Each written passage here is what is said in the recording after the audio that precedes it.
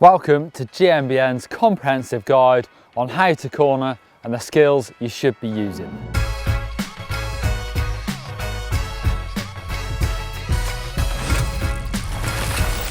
There are quite a few things you need to think about when cornering, and I try and break it down and do a couple of steps at a time. The first really important thing is to try and look around the corner. Something that personally I don't find comes naturally, so I have to do it all the time. And I'm trying to spot the exit of the turn as early as possible. Can't always do that because there might be bushes and trees in the way, but I'm always looking. Next really important thing is trying to get your weight as low as possible. So by dropping your outside foot and actually trying to commit all that weight to that foot, your centre of gravity will be nice and low, and you're going to find the most amount of grip possible. You need to think about your weight distribution from front to the back of the bike. You want to try and find that sweet spot with your weight in the middle so that both tyres are weighted about equally, so they'll start to drift at about the same time. If you start moving your weight one way or the other, it's going to take weight off that opposite tyre, therefore that one's going to slip slightly earlier. So try and find that spot somewhere in the middle so that both tyres start to drift at the same time. There are a few bike setup things that can affect where your weight is naturally on the bike. A big one for me is where my handlebars are. Let's say you had really high bars, that's going to tip you slightly further back on the bike, which is great for going downhill, but on the flat it's going to mean your weight might be further back on the bike, meaning that front wheel is going to wash out. So I play around a lot with spaces underneath my bars or changing different bars, just so that I try and get that sweet spot so there's enough weight on that front tyre on the trails that I like to ride so that front tyre doesn't slide out all the time. A long stem can almost do the opposite. It's going to start bringing weight forward, which is great for climbing. Again, on the descents, your weight might be too far biased towards the front. On a fast turn like this, where it's quite flat and it's a little bit loose, I'll leave my hips where they are in that sweet spot, and I'll actually lower my chest slightly to the bars to bias that front wheel a little bit, so that if anything, my rear wheel is going to slide first and give me a little bit of warning. Most crashes whilst cornering happen because your weight gets off the inside of the bike for some reason.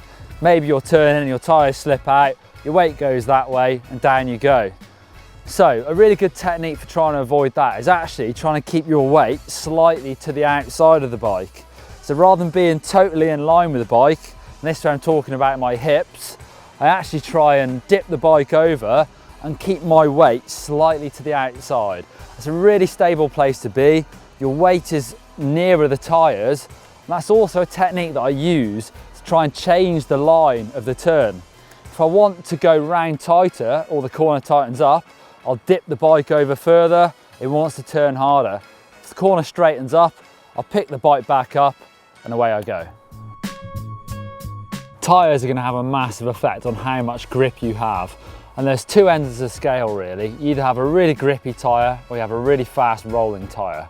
Grippy tyres like this are quite wide, big aggressive knobs on there that are going to find loads of grip on the floor, but they're not going to be the fastest rolling. A thinner, lower profile tyre with harder rubber compound as well is going to be much faster on the trail, but will have much less grip in the turns. To find the most amount of grip possible in the corner, do all your braking early and get off them when you start to turn.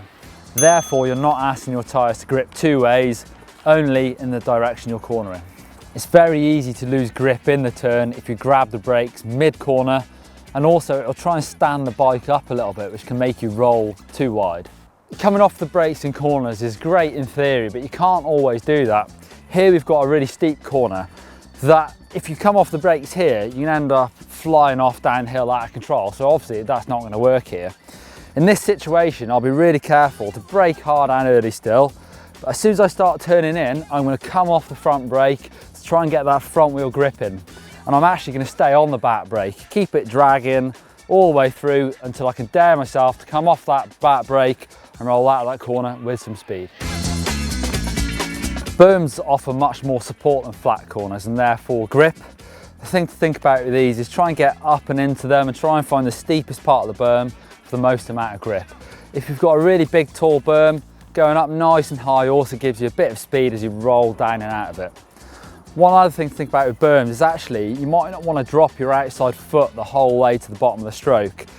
Especially important if you're hitting that berm really hard and you're G'ing out into it.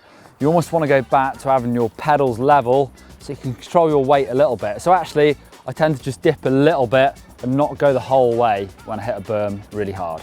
So all these cornering skills, like getting your outside foot down, low centre of gravity, coming off the brakes, are all really worth learning, but actually you don't always need to use them. You almost need to get them dialed and then work backwards from there.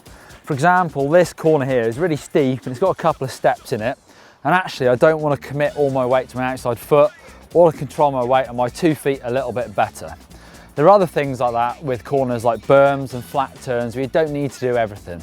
If you want to see more videos on cornering, you can click up there for how to ride switchbacks, or click just down there for how to lean your bike over in corners. A really in-depth guide of how to practice that thing I talked about a lot before. Click in the middle to subscribe, give us a thumbs up if you enjoyed the video, and if you want to see one of these comprehensive guides on any other skill, leave us a comment down below.